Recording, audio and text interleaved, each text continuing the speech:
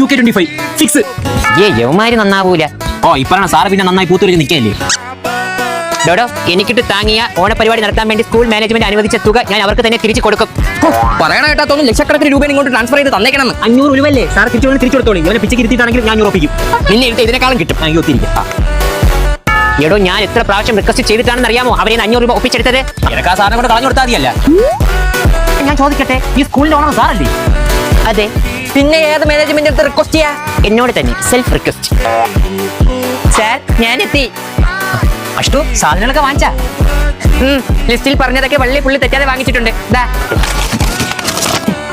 മോനെ അഷ്ടാമൃത, അടപ്രഥമന്റെ സാധനം വാങ്ങാൻ പറഞ്ഞപ്പോ നീ എന്താണ് വാങ്ങിച്ചോണ്ട് വന്നേക്കണേ? അട അരിഷ്ടം മാറ്റി വന്നേക്കാണ്. അഷ്ടു, പായസത്തിനുള്ള നെയ്യ് എവിടെയാടാ?